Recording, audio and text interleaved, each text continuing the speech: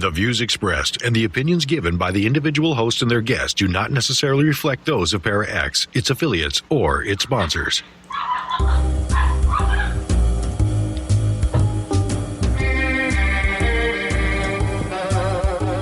Step outside of your comfort zone.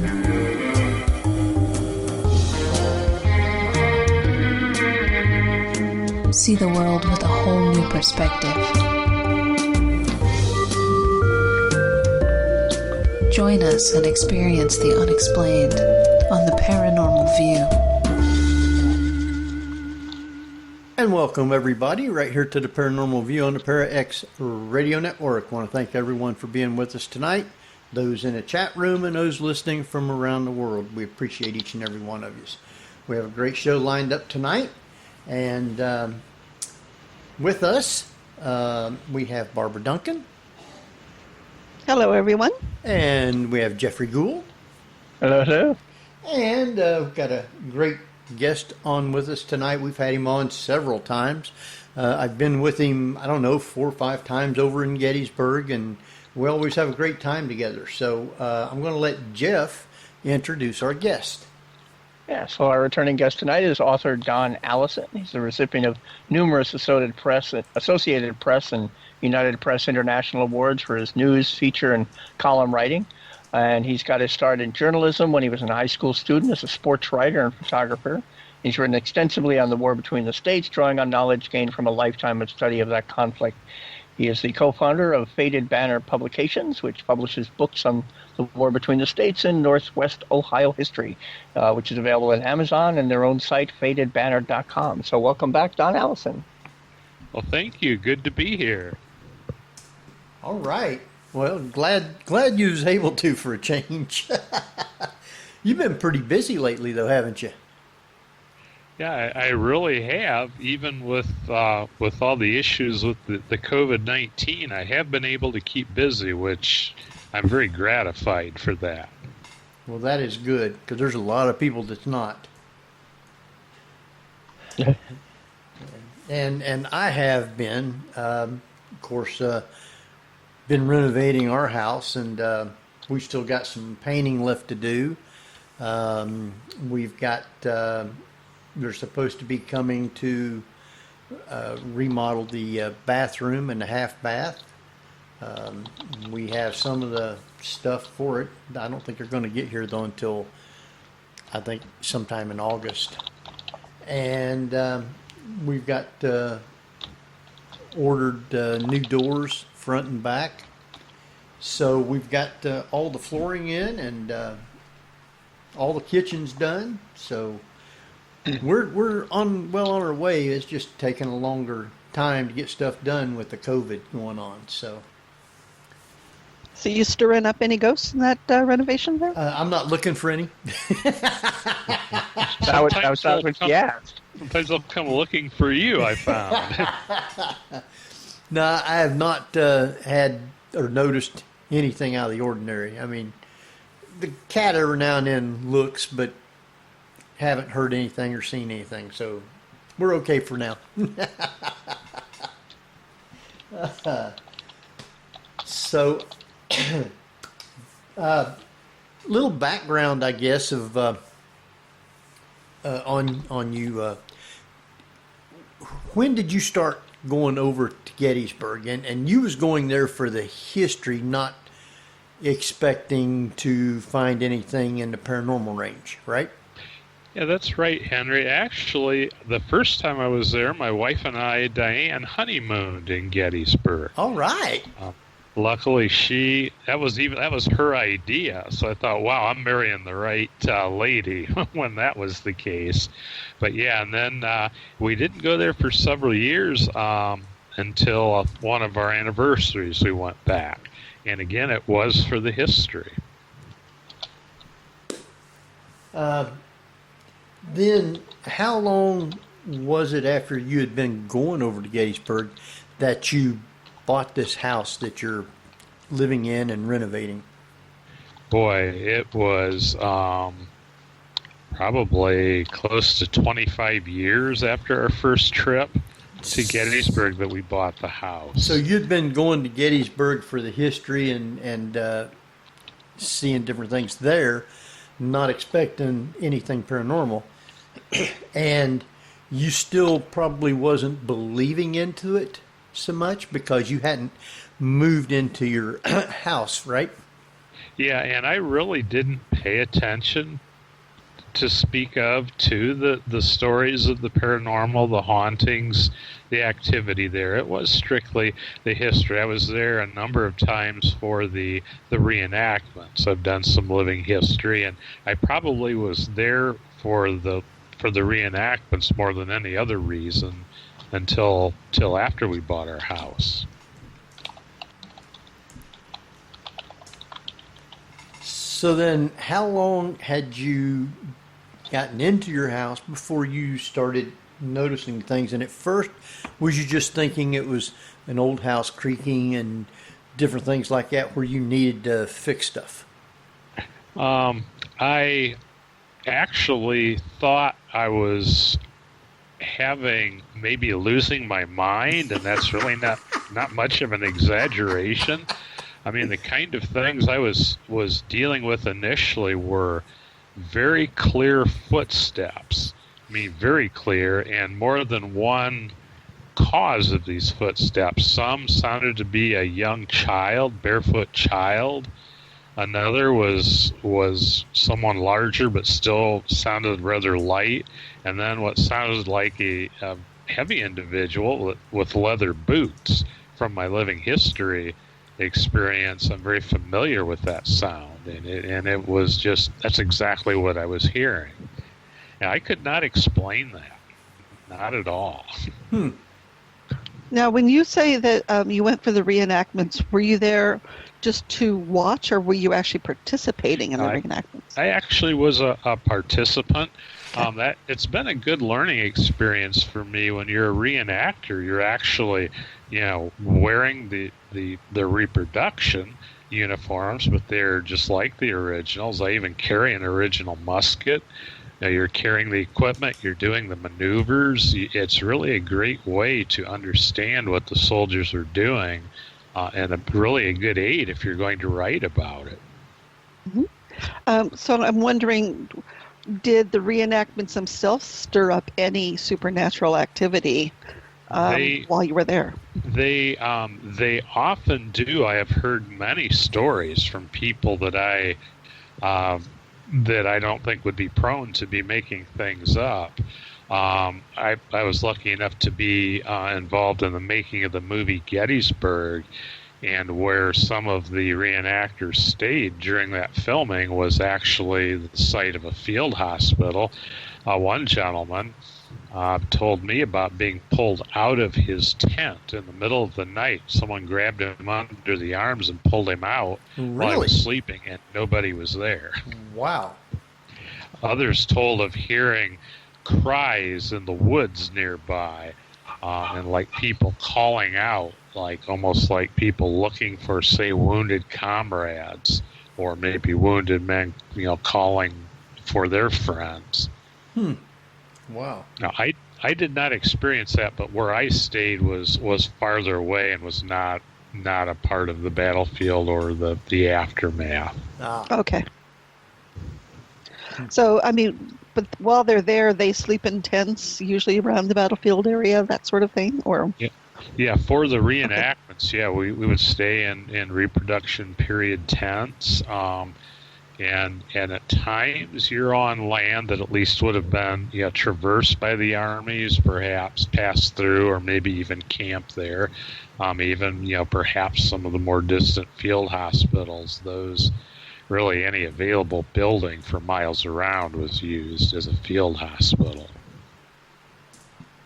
You'd think that would be like the ultimate trigger object, is to have a lot of people there. I mean, I can't imagine, trying to fire a musket and then realizing that the people next to you aren't really there.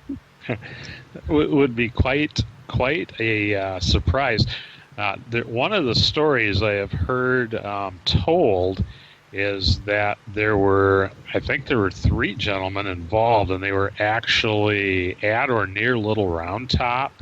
They had gone there in uniform. I think they were there for a reenactment, but they had worn their uniforms on the battlefield, and they were approached by a very, very realistic-looking soldiers, and their reaction was, wow, this guy's done his research. His impression is really amazing. I think he even had powder stains on his face. He told the men, wow, it was really hot today, wasn't it? And they thought he's talking about the weather, and he handed them a cartridge. He said, maybe you can use this, I can't, something to that effect. And then he walked away.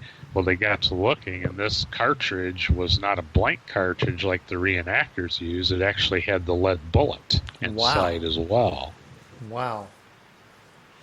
Now, I did not hear this firsthand, talk to the people themselves, but it is a very widely told incident among reenactors.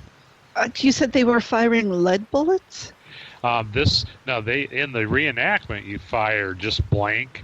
They're paper cartridges filled with black powder, but the original cartridges have a lead bullet inside that paper cartridge along with the gunpowder.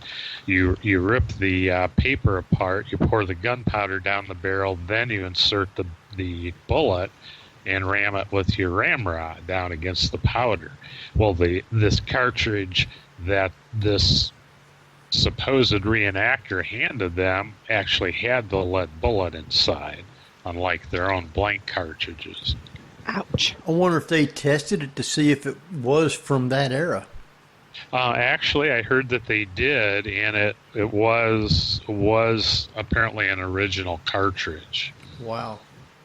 Oh, so if they didn't die from the bullet wound, they died of lead poisoning. For the most part. And those bullets they're very heavy. Yeah. 69 caliber was, I think, the largest used at Gettysburg. 58, 55, 77 caliber. Those were the most common. Those are still huge bullets. Oh yeah. And they're so heavy and soft that when they would hit a body, they would spread out and cause massive destruction. Yeah.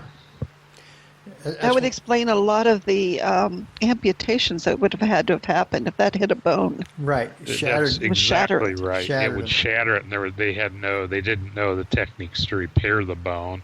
And sometimes when they would save a limb, like for instance, a leg might be 3 inches shorter than the other leg because of the lost bone. Wow. It was a pretty horrific experience. See, that's... Well, it's like in the film Gone with the Wind, one of the things that really unsettled my brother was they were showing a segment, and they're like, well, that leg's got to come off. And the guy just screaming, don't cut, as horrified as he could. It was really unsettling. Wow. The tough part for the Confederates, too, is sometimes they lacked any anesthesia. And they actually would, the term bite the bullet. They would place a bullet or something between the soldier's teeth to bite down on while they conducted the operation. Just, to me, that's beyond imagine. Sure. Oh, I'd almost be preferred to be knocked out and then let them do it. Yeah. Well, I don't think they're going to, give you a concussion just to No, do that. they wouldn't, but...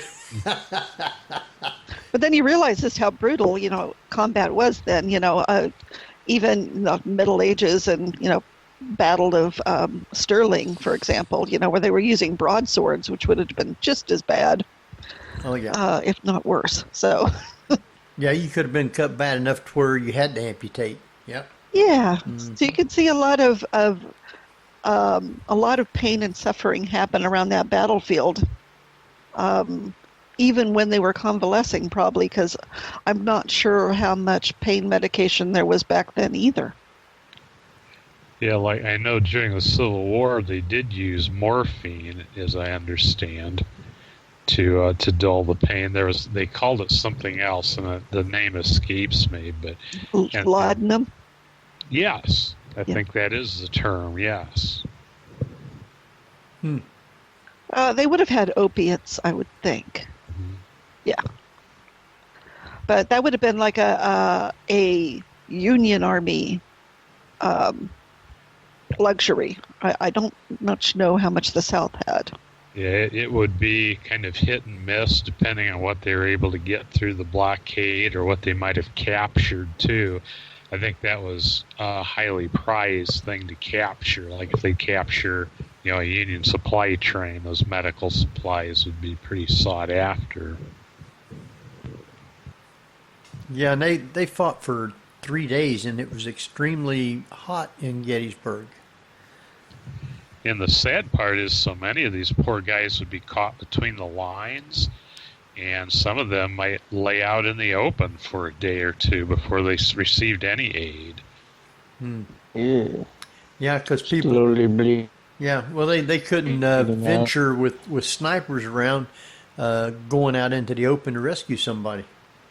And some people were killed trying to rescue Yep. the wounded, especially friends. And Jeff from Ohio is saying in the chat room they used a technique called drumming. They would rapidly hit the wound until the patient would pass out from pain. Huh. Oh, Yeah, that's. It would work. It probably yeah. would. Yeah. Throw him into shock, but yeah. And he poured in a storm, I guess. Yeah. just pour some more port, and there you go. So now, what were you like a backgrounder on Gettysburg? You weren't. Well, it wasn't like you were a consultant or anything. Well, what we were called. They gave us a fancy term, background artists, which were sort of glorified extras. They did have regular extras that they, outfitted from the movie wardrobe. The reenactors that were hired, we would be more toward the foreground, and we also were asked to police the authenticity of things. If we saw something that wasn't right, they wanted us to speak out. One that comes to mind is one scene, one of the extras had on brown modern work boots, kind of a tannish brown, and he's laying there with his feet up in the air, and it's like, not very good. No, that wouldn't have been too real, would it? No. So that was pointed out before the next take, so he was moved to the background, so that wouldn't show. So when you were when the film came out, you saw it? Were you able to spot yourself? Yeah. We were pretty lucky. I was one of them that was actually employed to go to Washington for the premiere. And we set up a camp on the National Mall and did drilling demonstrations, had a camp demonstration, and actually for Sam Elliott, who played John Buford, a friend of mine and I actually served as his bodyguards for a little bit because people were bothering him. Huh. So we fixed bayonets and stood there, and I think Sam Elliott got a big kick out of us. Well, yeah, because it's Sam Elliott. Oh, yeah. and he was a rather enjoyable guy to be around. Yeah, he's cool. That's pretty interesting, then. So, exactly how long have you been studying Gettysburg and the history of the battles? Oh wow, Barbara, it's been since childhood. And the ironic part, and I'm trying to think, I don't want to repeat myself if I've shared this with your listeners before, but I was always particularly enthralled with Little Round Top.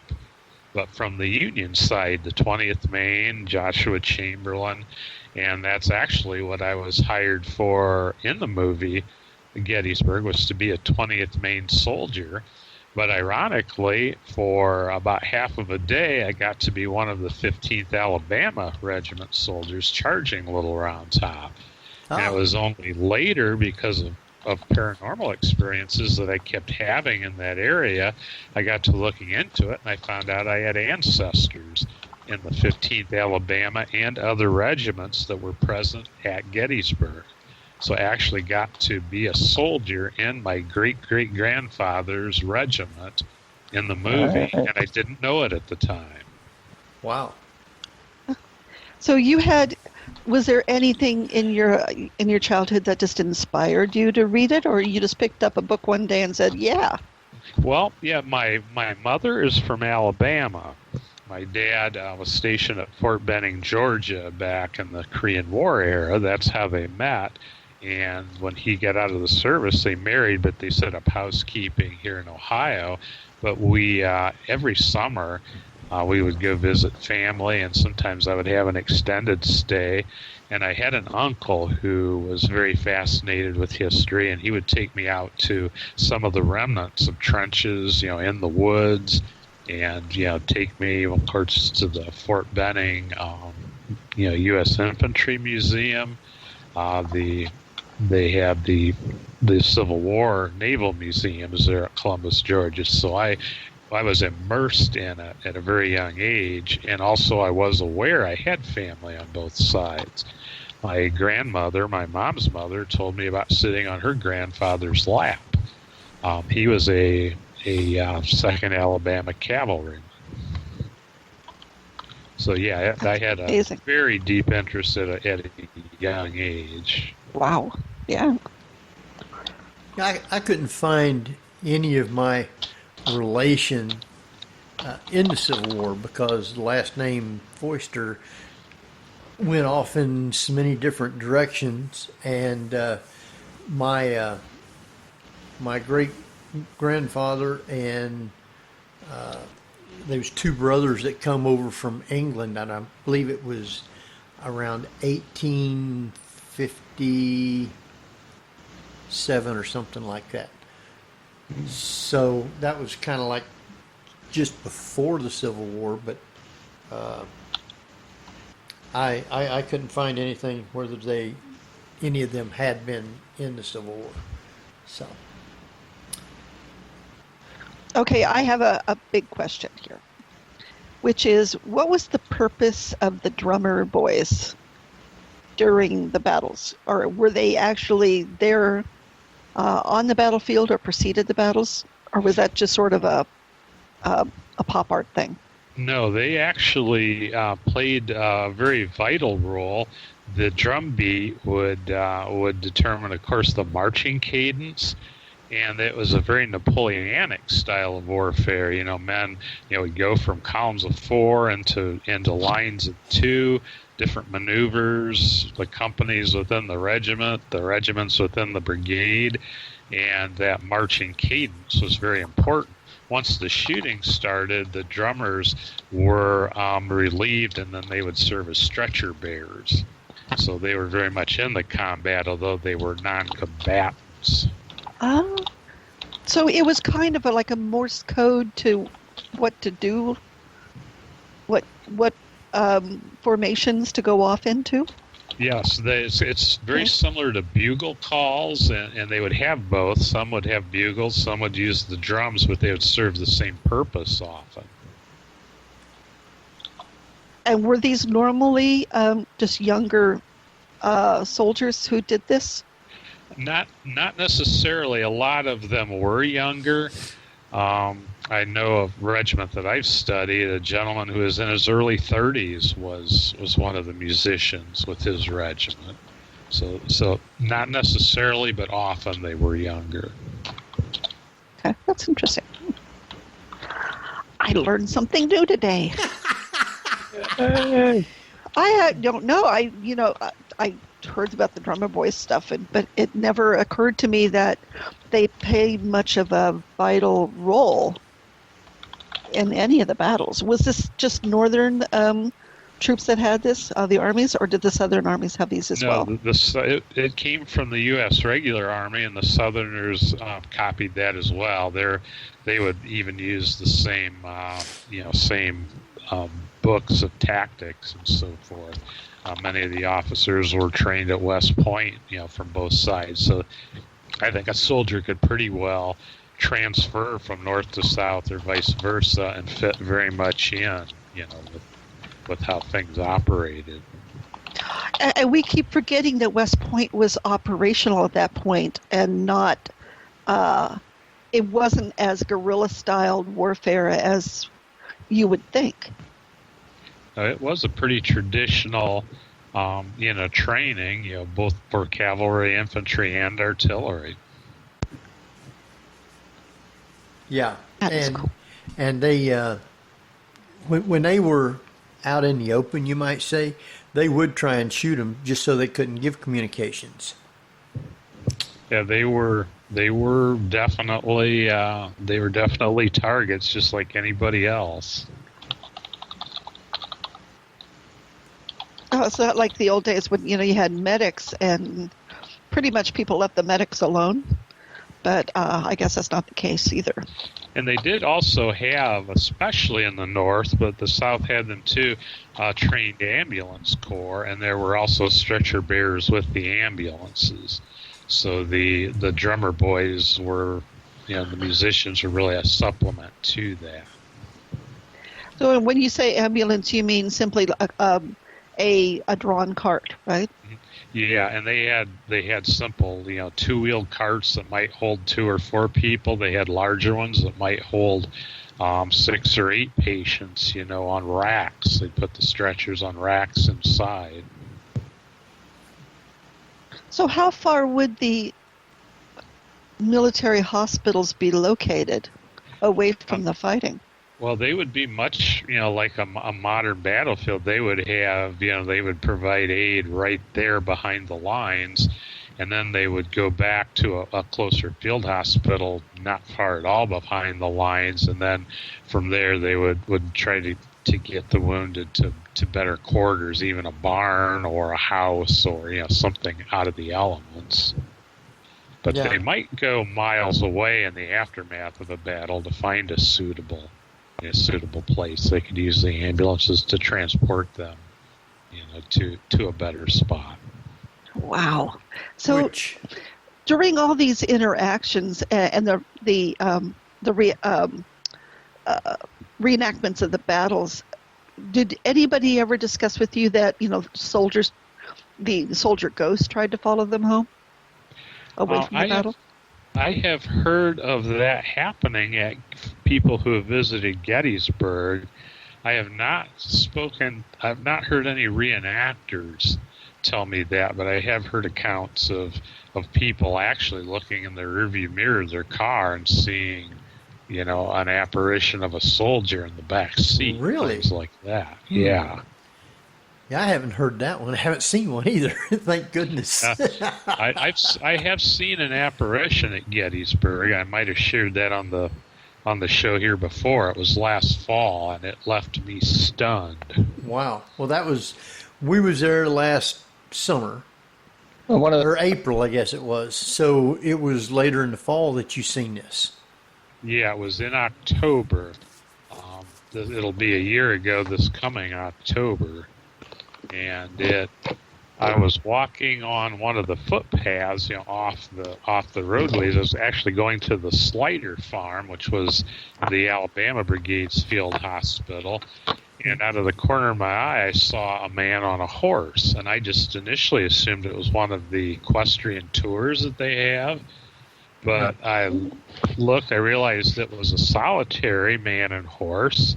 But I looked closer, and it was a beautiful brown horse. I mean, as clear as could be. The horse was sweating, although it was walking slowly. It was a cool day, but the rider had on a Union uniform, short cavalry shell jacket, a slouch hat. He looked to be either totally exhausted or injured. He was slumped over. I could not see his face. I didn't see a weapon. But he had the military saddle.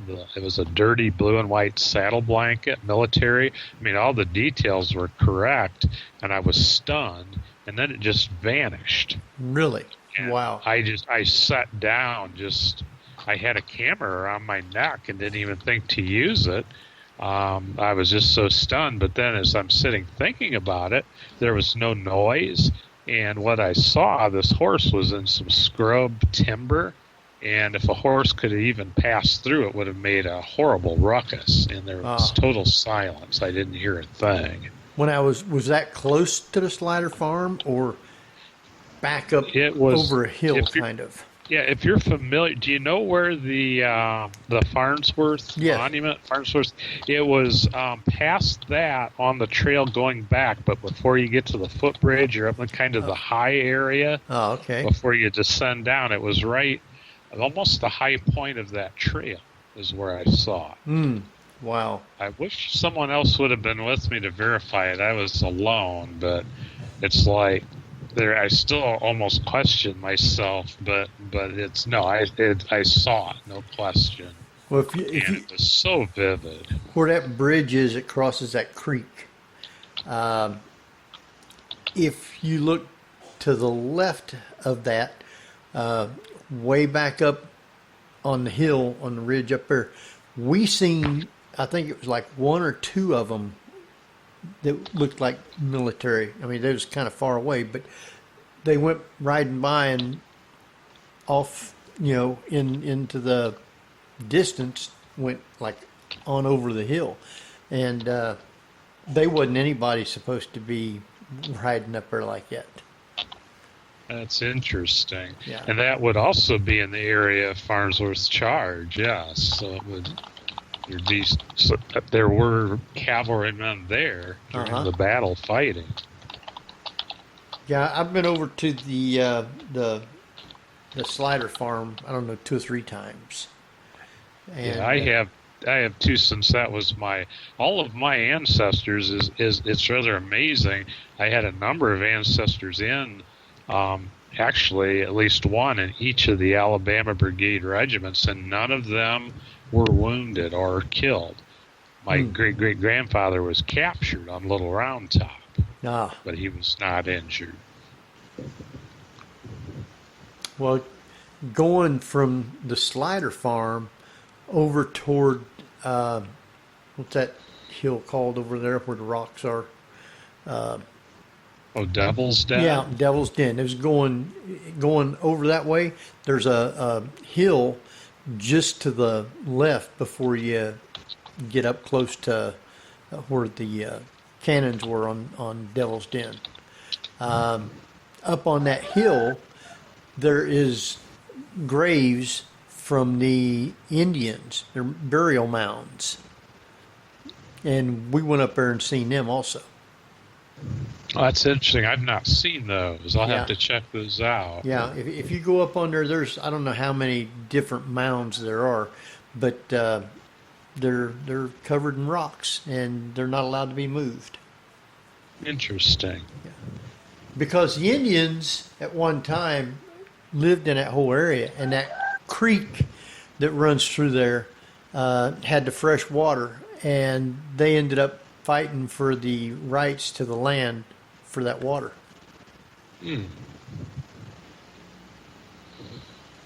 Just be careful where you stepped the last time. One time Henry was there, he was stepping on all these dead soldiers, and Cat had to tell him, "You stop stepping on their faces."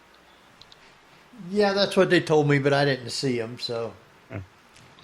That's like they said that the wheat field, which is near Devil's Den, That's the dead were so thick on that field that you could walk clear across the field and never step on the ground once, just walking over bodies. It was slaughter in those battlefields, I tell you.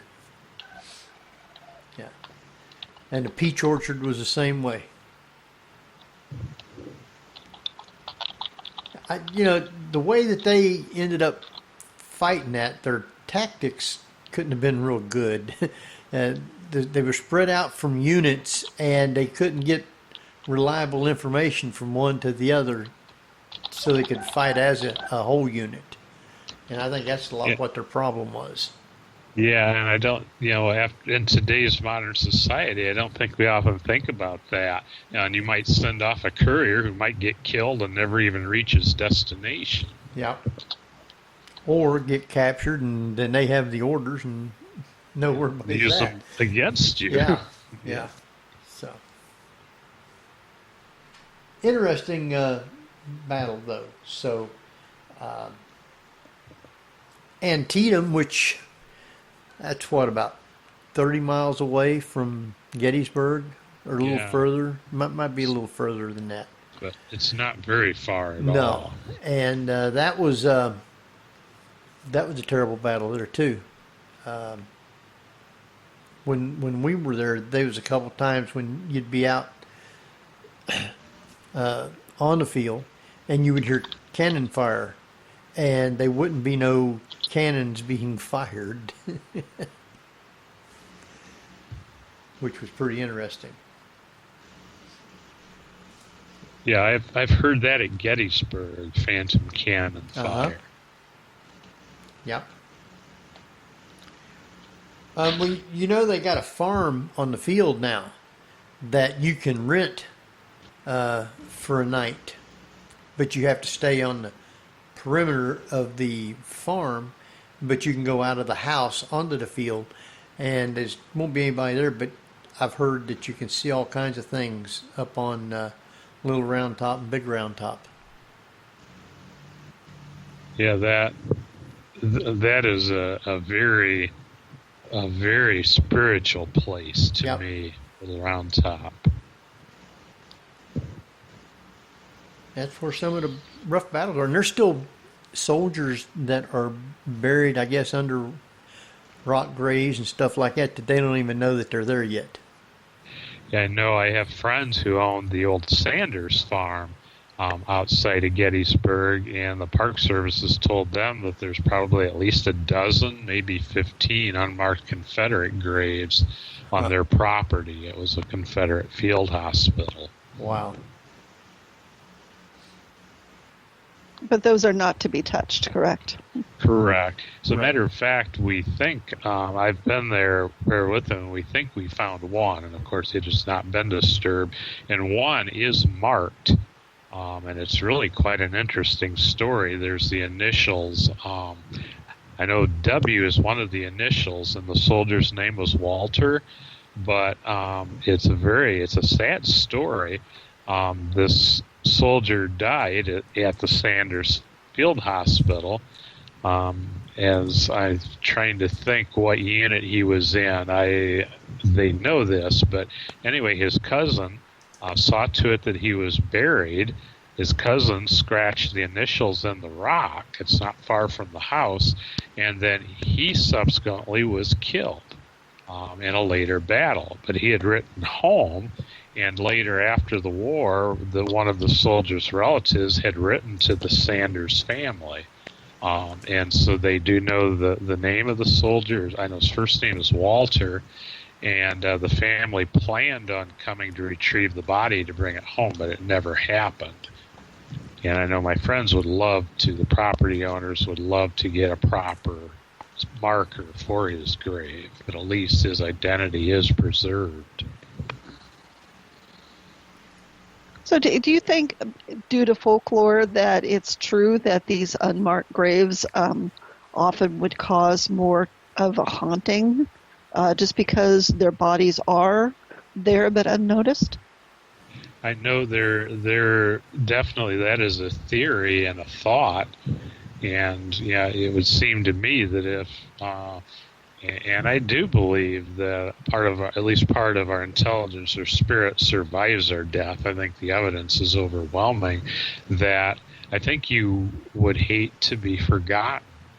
And some of my personal experiences, I believe, are based on the very fact of not being forgotten. That people do want to be remembered or have their story told. Yeah, I often wondered if a lot of the hauntings were just simply people trying to tug our shirt tails and say, hey, I have a story to tell you. And maybe if somebody stopped to listen to it and wrote them down, they would be more at peace. Yeah, one of my more powerful moments, and I'll just touch on it briefly, it led to my working on my current book that I cannot finish because some of the research I need is only in paper form at the Gettysburg Archives, and those are currently closed. But I was on East Cemetery Hill, not knowing really what happened there. I was at the position of the 107th Ohio Infantry, and I all of a sudden just had a flash, like all of a sudden I was stunned. And in my mind's eye, I saw darkness and muzzle flashes and could sense screaming and confusion. And it was a number of minutes before I could even speak or move. I was like drained. And my friend who was with me could see, he told me later he thought I was having a stroke or something. Huh. He was ready to call 911. I just kind of waved him off and eventually told him I was okay. Luckily, he was understanding, so I shared with him what happened. Well, when I got home, when I did the research, I found out that what happened there is exactly what I saw in my mind's eye. The Louisiana Tigers overran that portion of the line on the second day of the battle, pushed the Union line back. The Union line rallied, got reinforcements, and retook the line. This 107th Regiment was German. They had very bad luck and also a lot of prejudice against them because they were German. Their commander was placed under arrest. Their brigade division commander basically said they were cowards. I can't imagine human beings behaving any more bravely than these guys did in that battle 2 days in a row. They were also on Barlow's Knoll the first day, and they also were on the extreme right flank at Chancellorsville and took the brunt of Stonewall Jackson's attack. They were very derisively described. They were called the Flying Dutchman, the Running Half Moons, the Crescent Moon was their corps badge, and that's one of those cases. I believe these men wanted their story told, and that's why this happened to me. And I've uncovered all this, and I will be explaining it in my book when I can finally finish my research. Wow. Don, I know exactly that feeling, and that feeling of being completely drained afterwards. So I think you're right. They were just trying to get into your head and show you what they were talking about, what they were feeling. Last fall, I took some friends there. I didn't tell them anything about the spot. It's just we were at the Jenny Waite House, and it's a very short walk from there. I had done a book signing, so we walk over there, and a friend of my friend, she all of a sudden, I took them right to the spot where I had my experience, and Linda started crying uncontrollably. And she was apologizing. She said she didn't know what. She just felt this intense sadness. To me, that was very validating to my own experience because I told them nothing when I took them there. Wow. Nice. So you have another book coming out again on the Gettysburg area battles. Yeah, okay. And it'll be focusing on the 107th. I talk a little bit about their formation and earlier and later fights, but it focuses primarily on Gettysburg and somewhat on Chancellorsville and how badly they were treated, their German ethnicity, and so forth.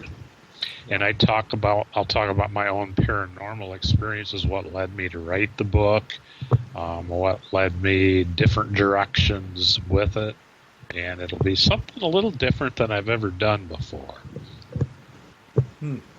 Wow. Now, for those people who were captured, and that I get POWs for lack of a better word, where were they shipped off to from there? For the troops, the northern troops captured by the Confederates were those that were not paroled, were sent to, the enlisted men went to Belle Isle, and the officers went to Libby Prison. Belle Isle is basically the precursor to Andersonville. My very first book is the experience of a Michigan cavalryman captured in the Shenandoah Valley who was sent to Belle Isle and kept a diary. Very horrible place to be. Oh, it was. Generally, a lot of the people that went there ended up dying. My soldier did. I don't like to give that away, but he basically starved to death. Yeah. He actually died in a hospital in Richmond, but by the time they took him there, he was too far gone to be saved. The Southerners captured some of the officers went to Johnson's Island on That's the Lake Erie in Yep. Ohio, Yep. and a lot of the enlisted men went either to Columbus or to Chicago POW camps. And I have been up there and visited that place also. Yeah, I have as well, Henry. Yeah. Very interesting. I had no idea Chicago had POW camps, so Yeah, that's Camp Douglas was the Chicago camp. They are rebuilding some barracks, and at least a part of the camp is being preserved. wow. Wow. Jeff, are you still with us? So far, Oh, okay. every so often I'll try and say something, but I don't know how long it'll be before Skype says, "Hey, he's saying something." I just want to make sure you were still there. I hadn't heard anything. So, we got about another 15 minutes before we take a break. So, Barbara's asking some great questions here about Gettysburg. And you say you have been to Antietam also. Did you have or find out if any of your relationship fought at Antietam? Yes, the Alabama Brigade, although it was configured differently, the regiments were there. My great-great-grandfather, who was captured at Gettysburg, was there, and I had a great-great-great-uncle killed at Antietam or mortally wounded. And it was rather interesting. The last time I was there, I was with my grandson, and shortly before we went, we were at a garage sale just near his hometown, not far from where I live, and I found the composite muster roll from one of the Pennsylvania regiments that fought at Antietam. It detailed their losses, and they took very heavy losses. And ironically, about that time, Civil War Times ran an article on that regiment and its experience at Antietam. They're basically raw, untrained troops thrown into battle. So I thought it would be interesting in light of all this. When we went to Antietam, we found where they fought and where they made a charge. And my grandson and I walked their path of their charge. They came up against my ancestors of the 4th Alabama. Wow. Now, trying to get this a little bit back to the supernatural here and our paranormal, and I'm wondering if anybody does antique buying, and especially around that area, and do you find anything attached to those antiques that might be Civil War related, or even from a newspaper? I've heard a lot of things. Of course, there's a lot of people who actually specialize in that. I have not myself really experienced anything that I felt was an attachment to an item. The house, I feel definitely, my house has spirits attached to it, I think, beyond doubt. But a lot of people have had experiences like that. I own a Civil War musket that I purchased actually from the soldier's grandfather's estate sale many years ago, and I was kind of confused because it had a different name carved in the stock. The soldier who had it, his last name was Partee. He was in the 68th Ohio, and soldiers were allowed to purchase their guns and bring them home. And I got to looking, but it had the name Collier inscribed in the stock.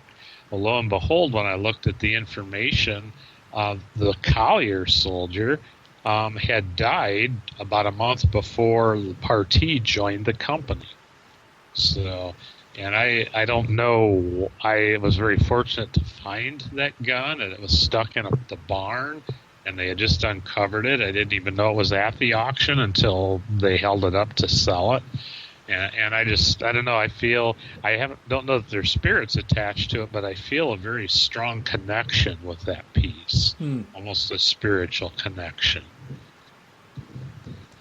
Now, I know a lot of people don't know that you live in Bryan, Ohio. Yeah. And Ohio Jeff, he lives not too far from where I live right now. And he wanted to know, was there any more stories about, he said spooks, so we'll say ghosts, that maybe followed you home? I have never felt that any followed me home. And I have done some paranormal investigating at some very active places, even some close by here. But I have never felt that. But I also have done a lot of reading, and I tend to kind of keep that in mind, and I almost kind of think about protection. I think about, sometimes picture myself enveloped in white light. There are mediums who swear, people who study the field who swear by that, and I don't know if it works or not, but it's not hurt me to do that because I've not had that experience. I've never really had what I would consider a truly negative energy that I've experienced. I've experienced some rather obnoxious ghost spirits, but not what I felt were actually malevolent. Okay. When we were at the David Stewart farm, which is where I first met you, we was at an event there, like a little convention where everybody set up, and you was selling your book at that time. And I got the book and had you on the show, and then every time I was going to Gettysburg, you was going, and so we got to hang out quite a bit. But I got a question from Sherry. She wants to know, have you ever seen the phantom cigarettes in the barn at the David Stewart farm? No, I have been to the David Stewart farm a couple of different times. I have not been fortunate enough to investigate there, but I have seen video footage of that. And we did the show from there one night, and after we did the show, most everybody went out to the barn, and me and Craig was standing in the back. And I'm sitting there looking toward the far end of the barn, and most people was between me and that. And I'm seeing these little dots, 4 or 5 at a time, would glow red, and then they'd go dim. And I'm looking around to see if there's some lights shining that's reflecting off of something that's causing this. And I watched it for I don't know how long. And finally I said, does anybody else see those red dots? I thought it was just me. And every one of them said, oh, yeah, we see them. I said, well, what are they? And they said because it was a Confederate field hospital, they said it's the Confederates that are over there that's been wounded and stuff smoking cigarettes. Yeah, to me that's amazing. And tobacco does seem to be a powerful draw for spirits. Uh-huh. I have been investigating at Sachs Bridge at Gettysburg, and so I was at one end of the bridge with some folks. There was another group at the other end, and they were asking, if there was any spirits there, if they wanted to take a draw on the cigarette. They left a lit cigarette, there on the railing, and lo and behold, that cigarette brightened up as if someone was taking a drag on it. That I found interesting. Well, I would assume that that's one of their pleasures that they were able to have, so they probably would be smoking. Yeah. Everybody forgets that tobacco is pretty much a narcotic. It will calm you down. So I'm sure that, it's probably the one vice that they had that they could readily get a hold of. I'm not sure that alcohol would have been easy to get at that time either. Especially the officers could get it, but for the enlisted men, it could be quite tough to get alcohol. Oh, yeah. Well, I'm sure they probably used a lot of it to pour on wounds or make people drink it before surgery or something. That is very true, and they would sometimes issue like a dram of whiskey, before, say, a long march or, impending battle. There were times that's been documented. Wow. We got about 6 minutes, That makes sense. Barbara. Would kind of make sense. So about that bridge, because I understand that were people hanged there? I don't believe that story is true from some of my recent research. There's no documentation of it. The story goes that there were 3 Confederate deserters hung there, but nobody seems to be able to find any documentation. However, I have seen a photograph that does at least appear to possibly be, a semi-transparent white figure hanging from one of the rafters, but it could be pareidolia. It's not terribly clear. Well, now, the bridge that's there now is not the bridge that was there during the Civil War. I believe that got washed away in a big flood. Well, actually, it did, Henry, but they restored it. They brought it back. Oh, they and brought put it the old one back? place. Oh, I didn't know they brought that one back over. I thought they just rebuilt it. Now, they did have to do some, I think something like 90% of it is still original. But they did have to do a lot of repair, and they actually made it 5 feet higher to hopefully avoid being swept away again. Right. Mm-hmm. So what did they do with deserters? They hung them, or they just shoot them on sight, or what? They tended to shoot them, but they would usually have a trial, and the way they did it was somewhat cruel. They would draw the regiment up into a 3-sided square, and in the open end of the square, they would dig a grave and have a wooden coffin. The deserter would be sat on the coffin blindfolded, and then he would be shot so he would fall back into his grave from the coffin. Pretty dramatic. Part of that was designed to instill a fear of desertion into the others in the unit, I'm sure. Right. Apparently that was the judge was Rube Goldberg at the time. That would, that's an awful way to go, I tell you. But I mean, during a time of war, any deserter that left his post or rank or whatever would either be shot or hung. Yeah. Which was a very good deterrent, I would say. Yeah, well, I don't know how many people were in the firing squad, but it would have probably, hurt. And I think, at least in some cases, I think they would have 7. That's what I thought. Firing squad, and one person would have a blank load, but I know from having fired a muzzle-loading muskets, you would know if you had the blank or if you had a live load. Right. Okay. Wow. I hadn't shot a musket rifle, but I've got a 1876 Navy Colt revolver that you put black powder in it, and you crimp down a ball in it, and it holds 6 shots. And then you'd have to put the cap on the cylinder and shoot it that way. And it had a good kick. It was loud, and you had to wait for smoke to clear to see if you hit anything. That's pretty much how they work. And the smoke would get so thick in the battles that people couldn't see what they were doing or what was going on. Now, with that many shooting, yes. Yeah. And it would have been really painful to the eyes just trying to see through it, let alone, getting into the eyes and such, because it's all the particulate matter, wouldn't it be? It's, the sulfurous smoke is, yes. Makes your eyes definitely water from reenacting. I've been in that situation where the smoke is so thick you can barely see, and it's hard to breathe.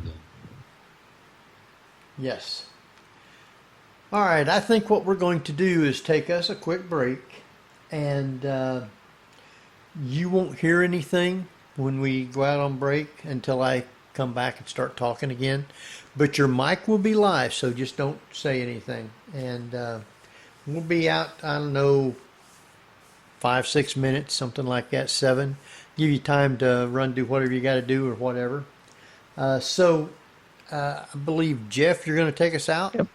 Yep, you're listening to the Paranormal View on para-x.com with hosts Henry Foister, Ceiling Cat, Barbara Duncan, and myself, Jeffrey Gould, with our guest author, Don Allison. So stay tuned for more Paranormal View after the break. Whether you're listening at home, at work, or anywhere, thanks for making Para-X part of your day. Your source for everything paranormal, Para-X. And welcome back, everybody, right here to the Paranormal View on the Parax Radio Network. I want to thank everyone with us tonight, those in the chat room and those listening from around the world. Tonight we have with us Barbara Duncan. Hello, everyone. And speaking of around the world, Barbara, where is all our listeners?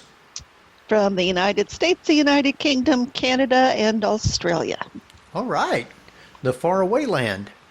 Yep. I've thought of, I would like to go to Australia, and then I get to thinking, that's just way too far. A lot longer than an 8-hour train trip, yes. Yes. And I don't think the trains run there. Yeah. And we got Jeffrey Gould with us. Hello, hello. And we have our wonderful guest, Don Allison. Hello. All right. Glad you hung on. Okay, we need to talk about this now. Okay. Uh-oh. And that is what I had hoped was the title of Don's new book would be Polly Want a Ghost Box. And that is your parrot, which seems to be doing EVPs. Yes, when you mentioned that, Barbara, last time I was on the show, EVP by Parrot, that's really been on my mind since then. It's quite intriguing. Okay. So has the little bird started saying things out of the ordinary? Probably the most, I guess, EVP type thing he has done is at one point, for several days in a row at like 3:30 in the afternoon when I was home alone, I would be in my home office, the back corner of the house. I would hear what sounded like a young woman coughing across the hall into the living room. And it was like the first time I thought somebody was in the house, and I went down to see who was there. No one was there, but this happened several days in a row. But I knew I wasn't hearing things when one time I heard the cough, and my parrot imitated it. He will imitate us coughing, very different than our actual cough, but kind of a ahem, ahem. So I knew that he was hearing it too. Wow. So is this something that is the parrot listening to things that it just simply not saying anything? Do you see it move its head a little bit like it is hearing stuff? He, and I think I might have talked about this at least a little bit last time I was on, is he was sitting on the back of the recliner that my wife was in, and he started playing peekaboo. The recliner's near the door to the dining room, and he started playing peekaboo with something in the dining room. And he doesn't just do that. You need to be responding to him for him to keep it up. He will sometimes initiate it, but he was, he'd bob his head 3 or 4 times, peeking around. He'd stop a little bit, and then he'd look, and he would do it again. And we were intrigued by that. So I got him on my finger, and he was just fixated on a corner of the room. And I walked back to the corner, and it was very noticeably colder than the rest of the room, and he was just transfixed with that corner, and you would see his head kind of follow, almost like someone moving in the corner. And did he seem afraid of it? He seemed intrigued by it. Now, one time he was frightened, and this happened to Diane. Again, she was in that same recliner. At that point, his cage was beside this door. Also, it's since been moved, but It's rather ironic that I had gone to bed just a few minutes before this, and I was upstairs and I heard the heavy boot footsteps in our dining room heading toward the living room. That's not all that uncommon here. I didn't think that much of it until the next day. Diane said she was sitting watching TV, and all of a sudden the bird, he was in his cage, started going bonkers, screeching and screaming and flapping around. And he just does not do that in his cage or anywhere, really. Diane looked over, and basically a torso shape of a human, almost swirling black, she said, was between her and the cage coming through the door. Really? And she was dumbfounded. She looked down at the remote. She wanted to mute the TV, see if she could hear anything. And just in the time it took her to find that and look back up, it was gone. And immediately the bird settled down. Huh. But then the next day she told me what happened, and I said, "When was that?" And when she told me, it was exactly the same time I heard the footsteps approaching the room. But the bird is what alerted her to it. And the parrot's name is what? Is Rusty. There you go. So have you put a tape recorder out and see if Rusty actually communicates with anybody? I have not. I have been very hesitant to actually investigate in the house. We have a very peaceful coexistence. Sometimes it's very active, and I just don't want to do anything to upset the apple cart, so to speak. Now, when we do renovation work, we tend to get activity, and about maybe 3 weeks or so ago, we had been doing some work, and one evening, I woke up and I had something I was trying to do on the computer, and the website was overloaded. It was actually the SBA website, and I woke up, it's 2:30, and I thought, a.m., so I thought, well, I'll go downstairs and see if I can get my information downloaded.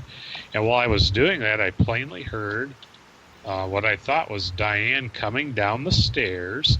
And I heard the door open at the bottom of the stairs into the living room, and Rusty made a noise he'll often make if he's disturbed in the night, like if you go downstairs or maybe early in the morning, wake him up, kind of a And so I just assumed, oh, that's Diane. Well, maybe 10, 15 minutes later, I finished up. I went upstairs, and Diane was sound asleep in the bed. And I didn't hear anyone go back upstairs.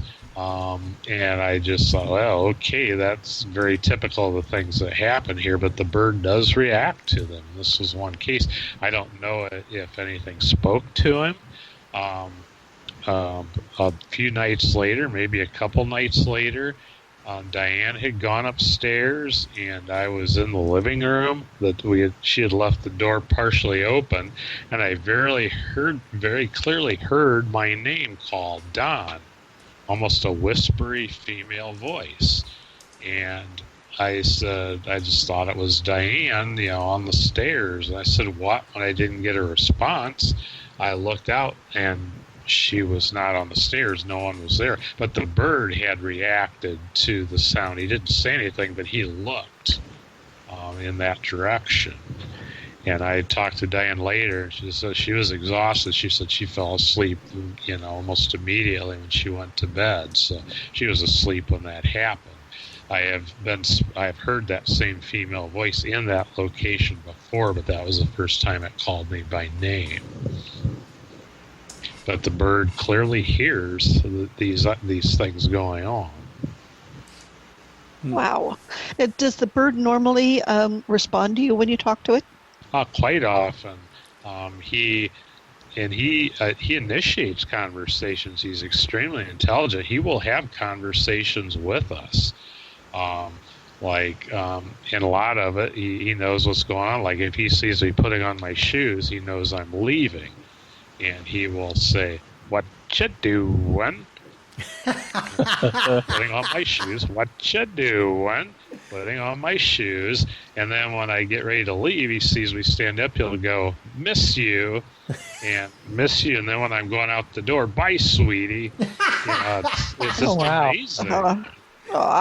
And he will curse if, like, I put him in the cage and that's not what he wants. He will let me know in no uncertain terms that that's not what he wants. Wow. Well, now, when you and your wife goes to Gettysburg, what do you do with the bird? We have either a friend of ours who has had birds and knows how to deal with them, or our oldest son's girlfriend really likes animals, and she can work with him. He's very particular. He can be a little nippy to people he doesn't know. And the odd thing is, he usually will not talk to people he doesn't know. You have to be around him a while before he will react to you. But yeah, he seems to react to our spirits, which kind of leads me to believe that he must be familiar with them to some degree. Wow. Oh, when that bird starts talking about it, it's going to be amazing. And I do anticipate that sometime, and there'll be times that he'll be sitting half asleep. We have a little stand with some food bowls on it so he can be out of his cage and still, have snacks. And sometimes he will just kind of out of the blue start talking without anything from us to initiate. So, I don't know. He seems to see things we don't see, because beyond my wife saw that torso. I once saw something came through my office. I heard the heavy leather booted footsteps, and when it passed between my desk and my computer desk and my other desk lamp, it cast a very human-shaped shadow on the wall. But yet I could see nothing, but I felt a very distinct coldness as those footsteps passed me. Wow. Now, I know you don't want to investigate your house, but have you done research on the history of it as to who lived there? Oh, yes, we have done very extensive research. And actually, I was talking on the phone to Tabby Cat Gash once, and she told me that you have Margaret with you. And then she proceeded to describe, she said, you will hear Margaret before you'll see her, or you'll smell her before you'll see her. And Margaret was an owner of the house who died in 1863. And we have heard the female footsteps, like the steps coming down the stairs, would be very in keeping with what we believe may be Margaret. We smell an old-fashioned like lilac perfume, and then a very old-fashioned liniment, and we tend to smell those in one of the upstairs bedrooms. But we often hear Margaret on the stairs or in the hallway. So we believe that may be one. And both Margaret and her husband was Henry. They died just like maybe 3 weeks apart, apparently, of a fever in September of 1863. And Margaret also then described, she said she wasn't getting a name, but she described somebody from the same time period, and it would match the description of Henry, her husband. But there were 4 Civil War soldiers, Union soldiers, who grew up here, 2 of them who did not make it home. 2 did survive. The Civil War soldiers were living in the house? They grew up here, yes. Their parents, it was their parents that died, Henry and Margaret.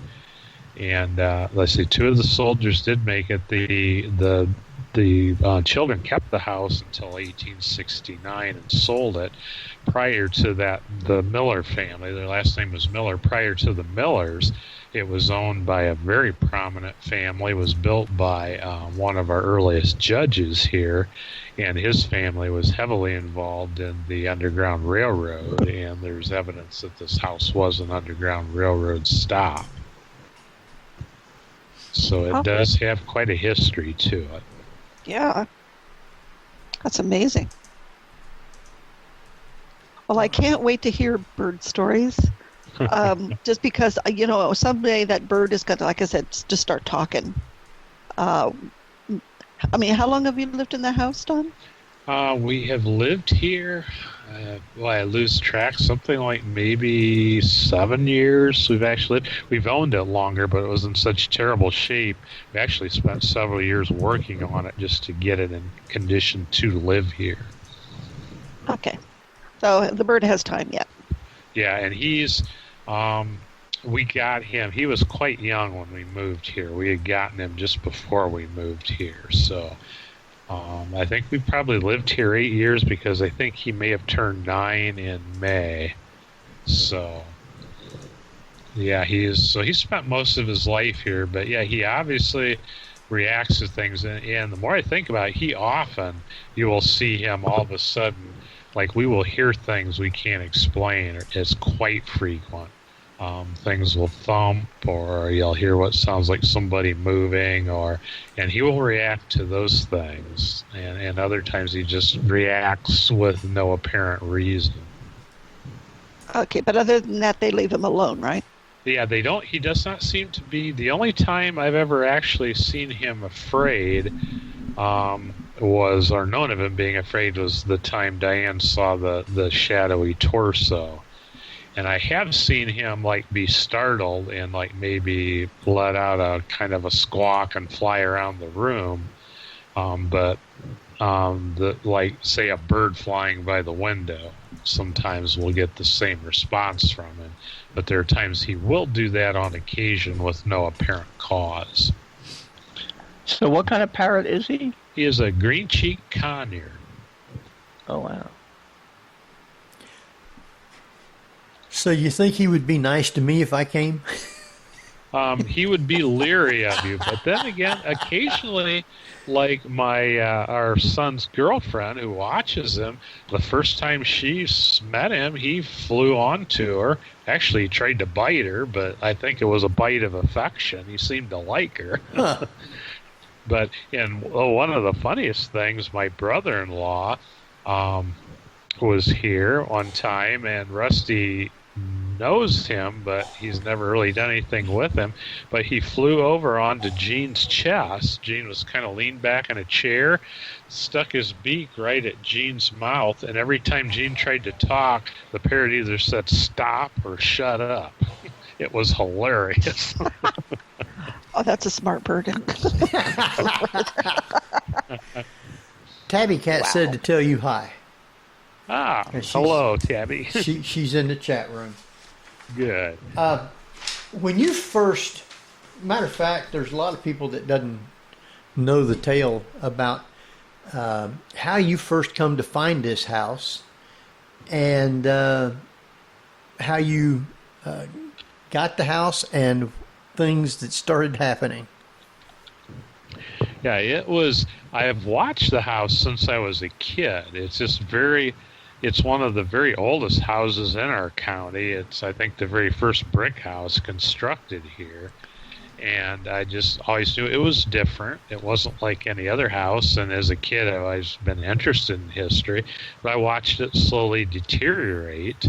But one experience I had, and this was many years before we purchased it, I had attended a nighttime meeting covering it for the newspaper.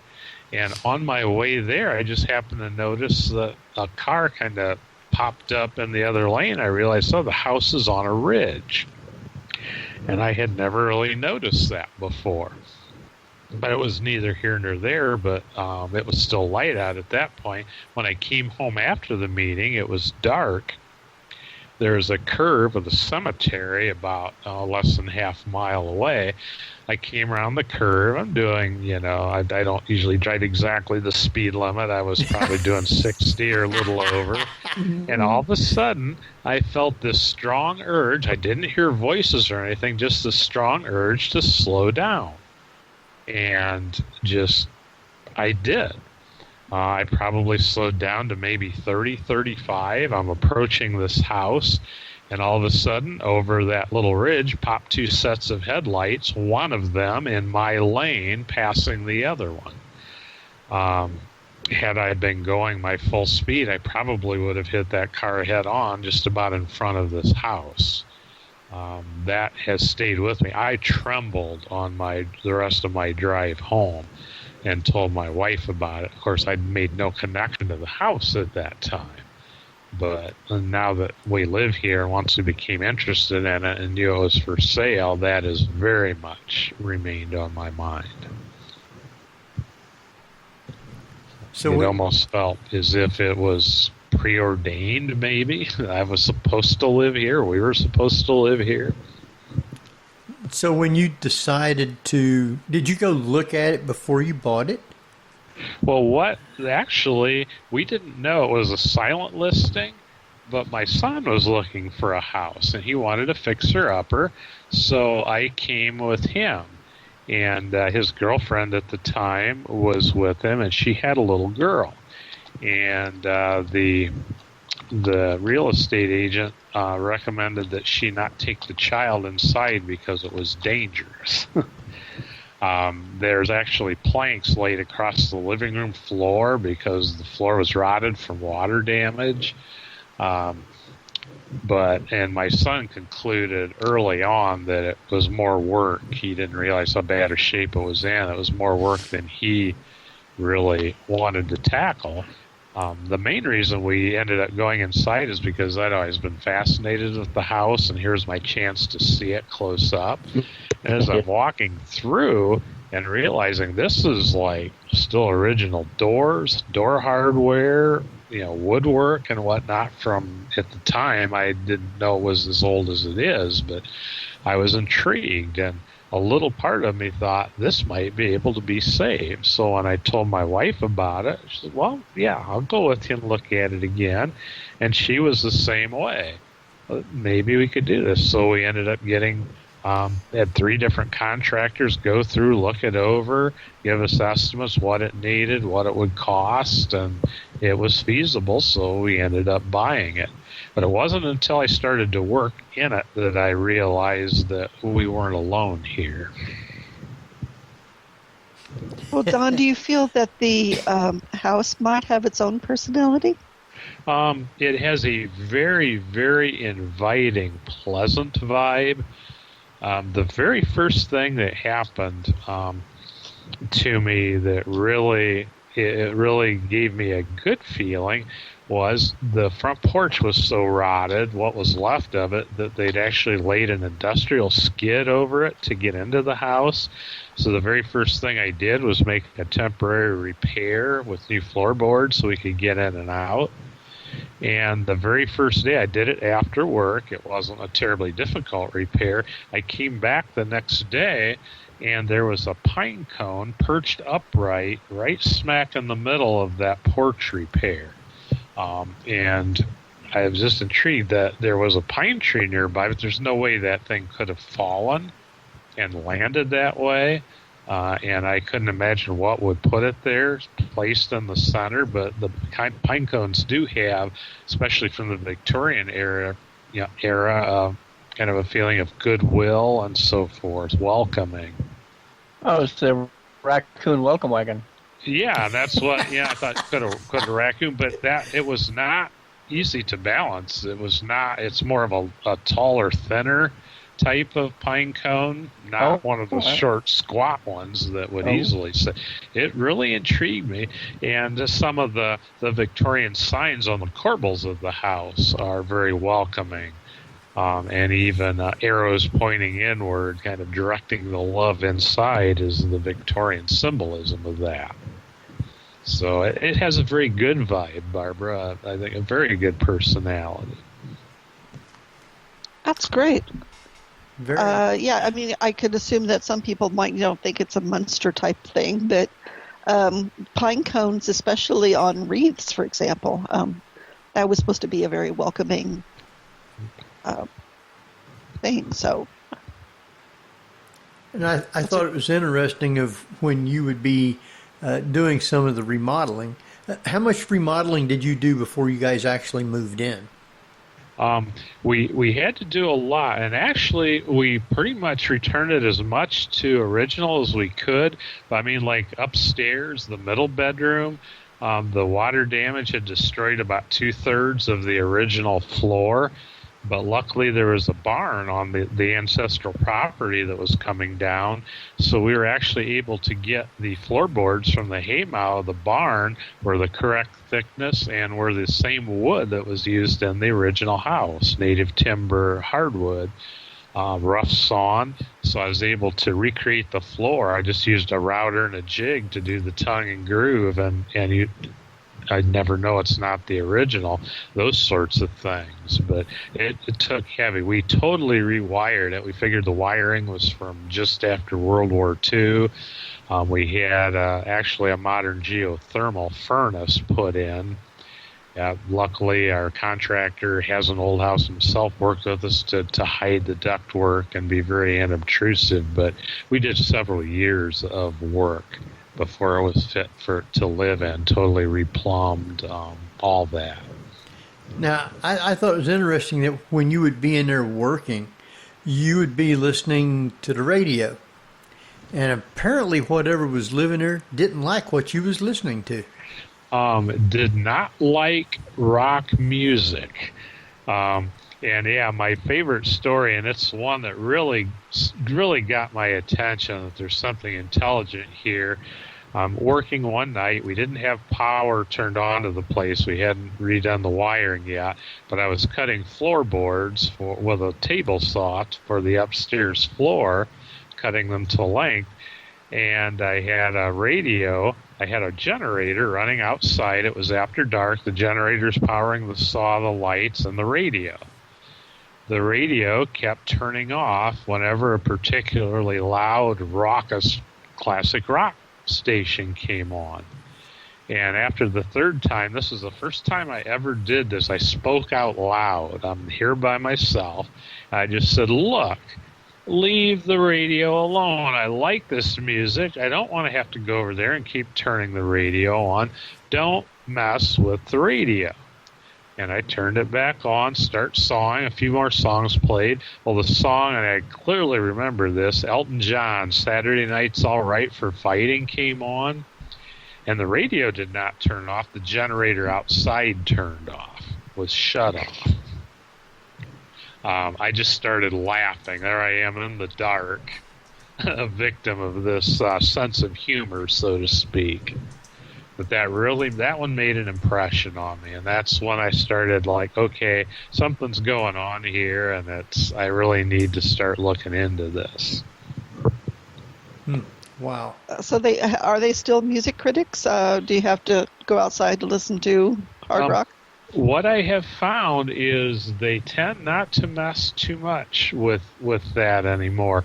It seems to be that now that I'm using radios that plug in or CD players that plug in, it doesn't seem to have the ability to deal with those. It was battery powered, flashlights, radios, things like my wife and I were working actually outside on the north part of the house with a battery-powered radio, and it kept changing from, she had on a country station, it kept changing to a Bowling Green State University men's basketball game. Well, they are the arch rivals to my University of Toledo team, but we kept switching it back. We kept switching it to other stations. I think about a dozen times we changed it to either our original or another station, and each time within 30 seconds it was back on the BGSU game. We left it on the game. Once the game ended, we put it back on the original station, and it did not change again. But I would have stations change inside, again on a battery-powered radio, to Cleveland Indians baseball from a rock station. Again, I'm a Tigers fan. I don't like the Indians. So. Just very intelligent things. And when our neighbor actually did our heating and air, and he had a key and was checking things out to be sure it was working properly. And he came in, he said one night, and the radio was on a baseball game, and it was a Cleveland Indians game. So not only he had whatever it was turned the radio on after I left, but it had changed the station. And Rob said there was a very kind of a heavy feeling in the air, like he wasn't alone. He said it was kind of creepy. Wow. Okay. But obviously a sports fan. Yes, and actually, if I'm not mistaken, it was Tabby Cat that said that she was getting the vision of somebody maybe older and maybe the 1960s who was not a rock, seemed not to like rock and roll and seemed to like old country. And I can say sometimes I grew up around some of that music. I'll sometimes throw on some Hank Williams Sr. or something. I've never had it mess with any of that music, so maybe that is what's going on. Well, I got a question from Tabby Cat, and she said that she keeps getting something about a chair, something that moves like either an office chair or a rocking chair, and wanted to know if you knew anything or what it meant. That is quite significant, and it has a somewhat of a connection to this house, but we bought it from two brothers, the house. They grew up here, and their grandfather had built a house just down the road on the ancestral farm, and Ken, his brother has since passed, but Ken, we asked him about activities in the house because we had actually come here and done a little bit before the formal closing. He was easy to work with, and we'd had a little bit of experience and had the former occupant tell us it was haunted. So we asked him at the closing, and he said no. He said, we didn't. We grew up here, but he said the house down the road that he was renting out, he said right after his mother died, he drove by, and there was a security light on, and he could see the rocking chair that she used to sit in the front room rocking by itself. Wow. And she seems to be a presence here as well. It was her ancestral home, actually, Ken's mother, and she was a beautician, and she actually ran a beauty shop out of one of the rooms. And one of the things left behind was a very old iron hair dryer from maybe the 40s or 50s. And one time, the first night I ever spent in the house, my cousin from Alabama was up, wanted to spend the night here. He has had an active house in Alabama, but I said, nothing will happen. So we're sleeping in the dining room. That hair dryer was in the room, and we were awakened in the middle of the night by that hair dryer being smacked very hard, and then the radio coming on by itself. So, How long was the house? Oh, I'm sorry, Barbara. No. How long was the house vacant for? Not terribly long, which shocked me because it was in such terrible shape. But apparently the gentleman had moved out less than a year before we bought it. How he lived here, I don't know. But apparently the furnace quit working, and he got portable heaters. And finally the well quit working, and that's when he moved out. Huh. Wow. Okay. But he told us, and so he saw us working outside when we first hadn't even signed the papers yet, and he told us that the house was haunted, and some of the experiences he shared with us we have encountered ourselves. Wow. But that's not what drove him out. What drove him out was the state of the house. Was the state of the house. That's correct. Yeah, it didn't seem to bother him a bit. As a matter of fact, I found out that he actually held seances here. Really?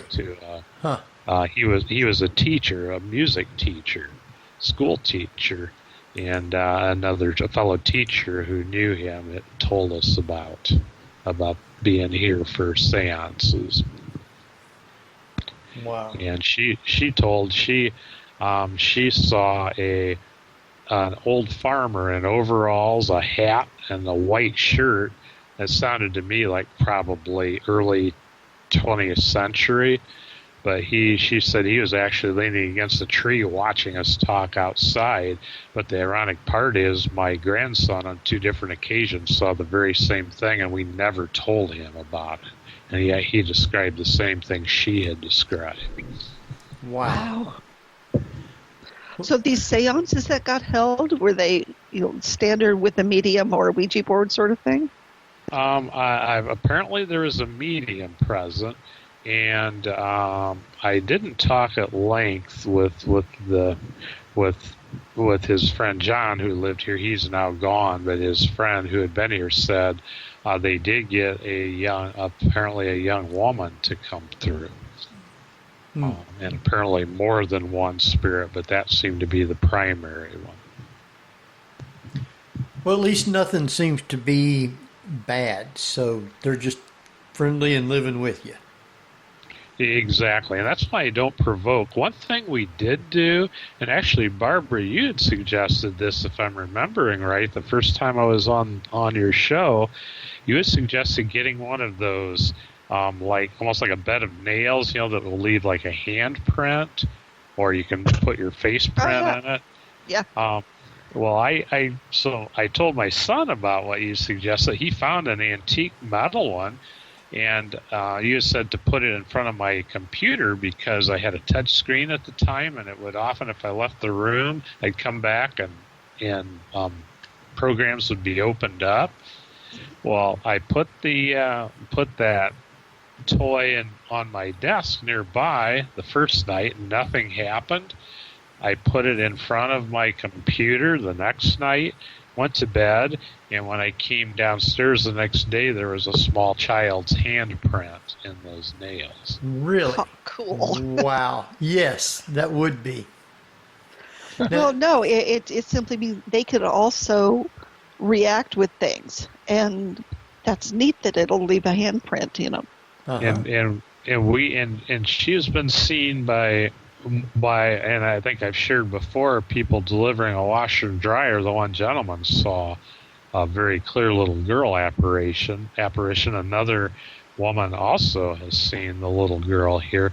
But we hear often at night, we'll hear tiny footsteps around the perimeter of our room, and particularly a necklace stand that my wife has, we'll actually hear, and we've actually seen these move on their own, as if she's attracted to them. And also a door of a wardrobe. We have an antique wardrobe, and it will, like someone is moving it. And generally that doesn't often happen, and then when it does, it's almost always in conjunction with hearing the other things. Wow. Well, just likes to snoop and play. Yeah, just she and a medium stopped me at an event. I didn't know her, she didn't know me, and she told me that she stopped me. She's talking to someone else. I walked by and she says, "Sir, you have a little girl." And pardon me, I'm thinking, no, I have 2 sons, and a grandson, but no girls. But she said, "No, I'm sorry, with you." And then she proceeded to describe the same thing that the gentleman had seen. And I even, I asked her, "Well, why does she hang around? Why doesn't she cross over?" She said, "She likes you." And she even said she's always in the background, always keeps her distance, and very shy. And we also will hear her out in the hallway, upstairs hallway. We've even put a motion detector light out there, and it will go off on occasion, and often in conjunction with hearing the steps. Now, you had another event or a thing that happened. There was something that was kind of like hidden in your basement, and something led you to find out what it was. Yes, it was the same conversation I was having with Tabby Cat when she told me about Margaret, and then she described what we believed to be Henry, but she said he seemed to be in like maybe 1850s clothing, but he was swinging a hammer. She said it's not a carpenter's hammer, but she described a machinist's hammer. Well, Henry owned the Bryan woolen mills in Bryan, and the wool carding operation machinery was on the farm. But she said, and then Kat described the room. She described one of my large windows. She said, there's a large bush outside of it. Yeah. She said, and then there's a window below that. I said, yeah.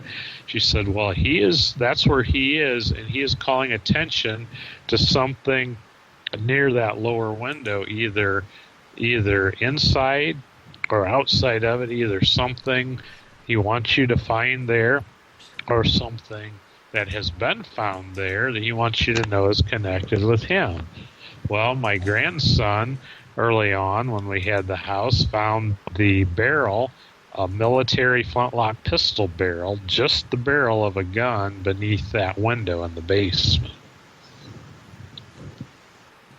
So the gun would be prior to probably, I think they quit making those in like 1845 maybe. So this gun would be of the correct period for Henry to have owned it or had a connection to it. Huh. As a matter of fact, I have the barrel sitting just about 2 feet away from me right now in that windowsill. Wow. That was an appropriate place for it.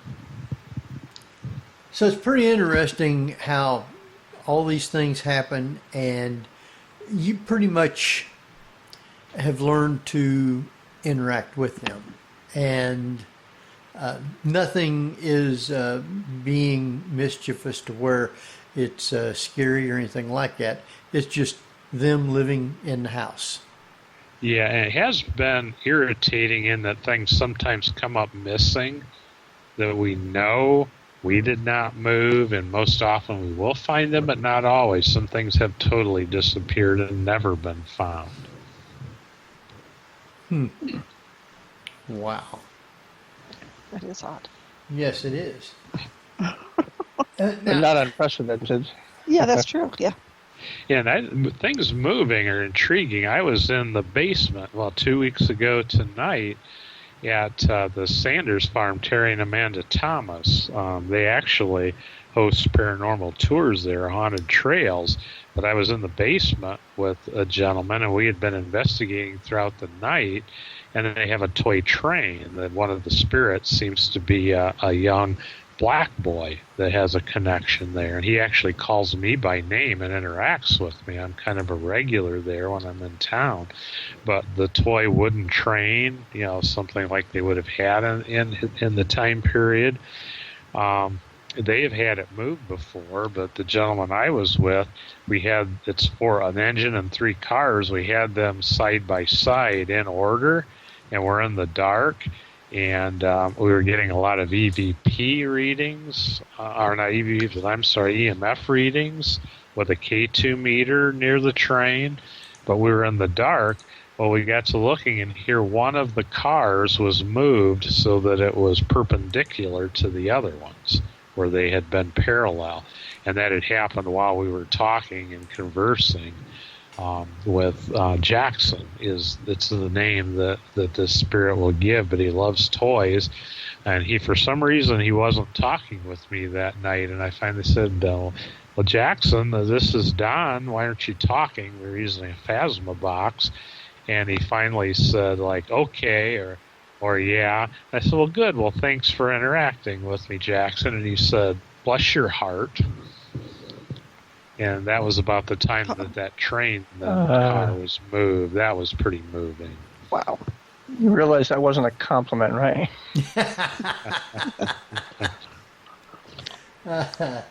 Oh boy. Yeah, in the South, bless your heart is not necessarily a compliment. No, it's sort of like a verbal, I'm patting you on the head, you sad, stupid person. Apparently, a light blow off. Yeah. Apparently, James Corden was doing one of his shows, and he indicated he was in the South, and this woman, he had done something, and this woman had said, oh, bless your heart, and he thought it was one of the most beautiful things in the world. Well, 2 of the guests he had, I think Ellen DeGeneres and somebody else, who were from the South, saying, no, that was not her being polite or saying anything beautiful. She was saying you were very sad and very foolish. Now, I know you've been to Gettysburg quite a few times when we go over to have our event with everybody coming. And you ended up starting to buy equipment and stuff to where you can actually investigate. Yes. Have you thought about looking around Ohio at different places? I have investigated. We actually have a grain elevator, an old granary that is very active. As a matter of fact, it was featured on the Travel Channel, America's Most Terrifying Places, just last season. I seen that with you. And I was lucky enough to be. They had me as the historian, but I've investigated there a number of times, and there's one spirit there who is quite a smart aleck, and he loves to insult and swear at you. He was making bird whistle noises once, and very interesting. And he, again, I don't see him as malevolent, but just rather obnoxious. Wow. But yeah, when I bought an SB7 spirit box, and when I first had it, I didn't want to try it in the house, so I did take it down to cemetery near our house. A gentleman buried there had murdered a librarian in town back in the 1940s. He was a World War II veteran. He came back mentally disturbed, but he had recently died, and I was at his gravesite, and I made the mistake, and he was later released from prison, and I had to interact with him, and always was kind of creeped out by him. But I said something, "James, are you here?" And I got an answer. I immediately turned off the box and walked away. But yeah, and the library is actually his spirit and the spirit of the slain librarian have come through there, and I have heard them myself. I've investigated that a number of times. Wow. And there are some other buildings here in Bryan I've investigated that are interesting. Wow. I might have to take a trip up to Bryan. Yeah, I would love to have you here sometime. Well, now, is the COVID bad up there, or your county's fairly well safe? Well, our county is the lowest level yellow, but our cases are rising, and we have 2 red counties adjoining us, right, and an orange one adjoining us, and then just over from that orange one are a row of red ones. So it's coming our way. Wow. Well, if people would do the right thing and protect themselves and not run around without the masks and all the other good stuff, it would be a whole lot better. Yeah. I agree, Henry. I think the science is clear. The masks work. I felt much more comfortable in Gettysburg than I have around here because Pennsylvania has a mask order and everyone wore them. They just did. They respected. They did their distance. I did a book signing there. They were very good. Everyone wore masks. The Heritage Center there set up a hand sanitizing station right by my table. The only I didn't really have to touch anything that others were touching. If people bought a book, I would sign it and hand it to them. So, but we do have the mask order finally in Ohio, and I think that's a good thing. As much as I hate wearing them, we need them. Right. At least for a while, until they get a vaccine. And that's probably the only thing that's actually going to knock this thing down to where it's back into like safe levels. Yeah, I agree. And speaking of book signings, let's talk a little bit about your new book, which is not paranormal, and that is What's on My Mind, Volume 2? Uh-huh.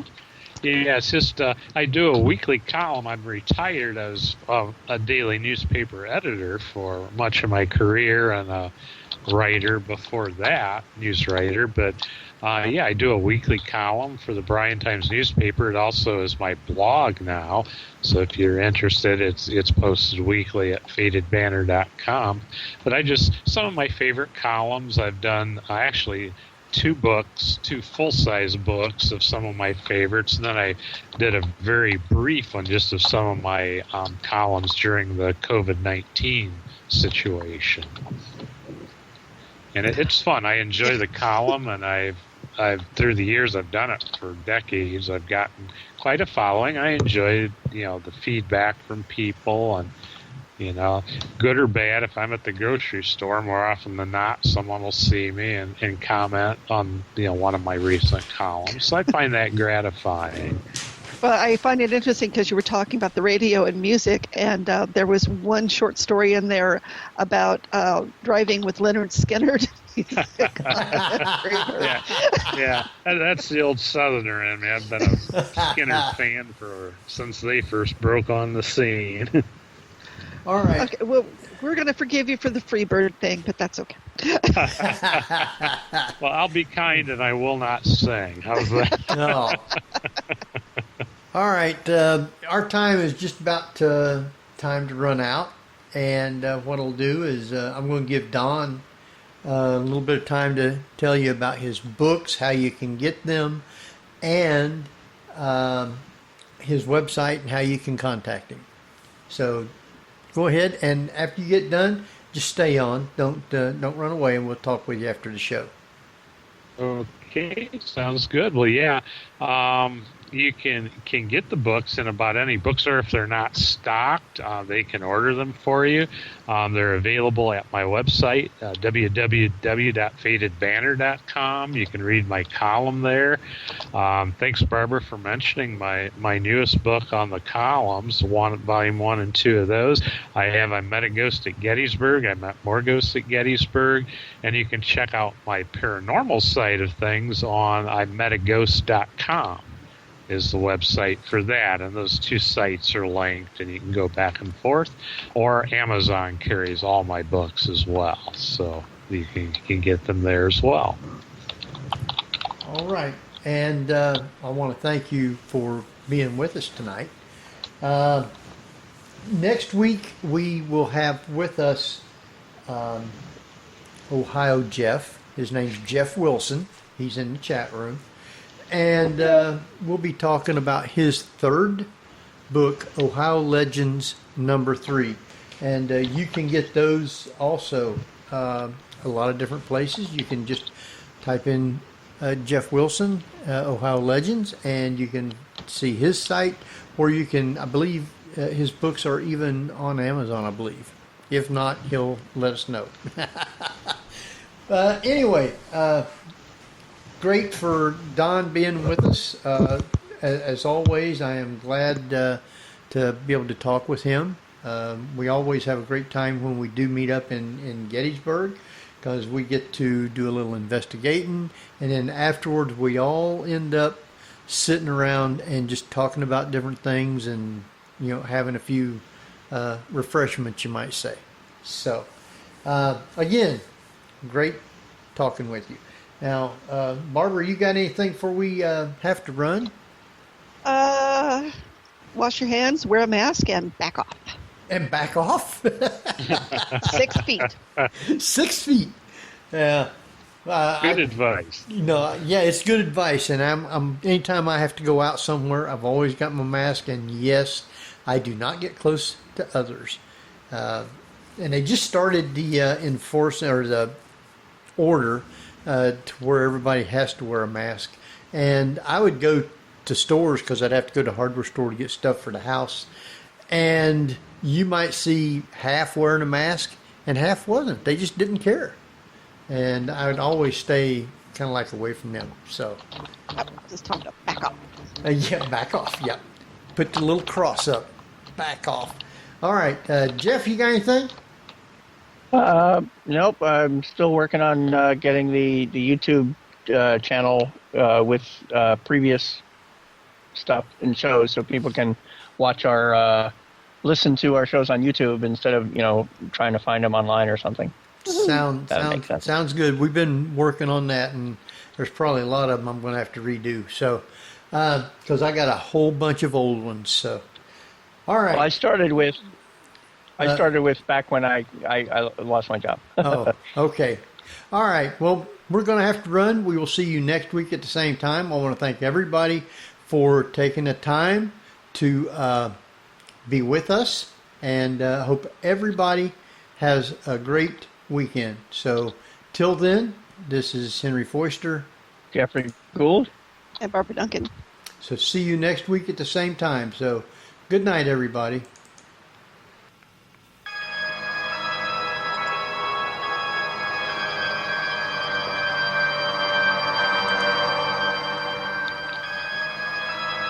You've been listening to the Paranormal View on the ParaX Radio Network. Join us again next week at the same time for more of the Paranormal View.